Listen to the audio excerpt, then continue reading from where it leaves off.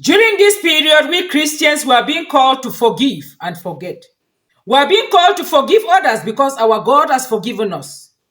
Created April 17, 2020, we are an assembly of Christians and without the care of our different denominations came together with the sole purpose of rebuilding our world by word of scripture.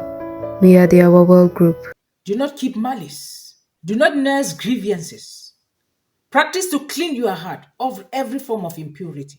Be free. Make sure that you don't hold grievances against people. Practice to forgive and forget.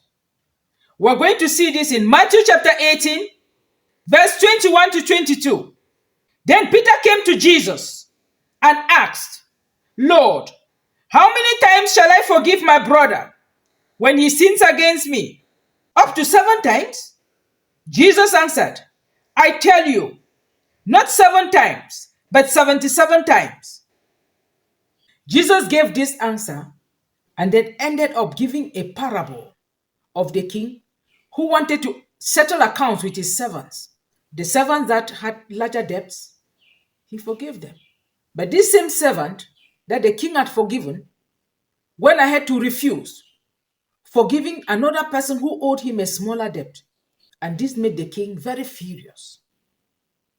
He went ahead and handed this very unforgiving servant to be tortured. He was tortured until he had to pay all the debts. I'm bringing this parable in respect of this period. We need to forgive and forget.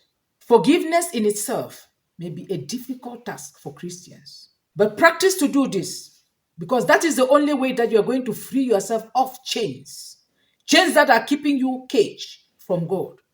When you forgive those who have hurt you, those who have wronged you, you are freed. When you forgive, you open your heart for God to penetrate and walk into you.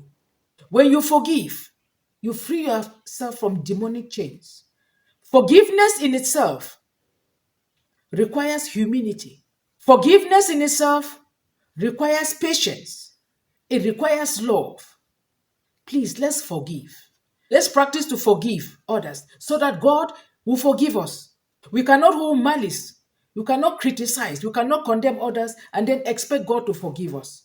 It will be just like this servant, this unforgiving servant. And when you do this, God will never forgive you. And you will always remain in those chains. You just remain in those chains that keep you blocked from having access to God.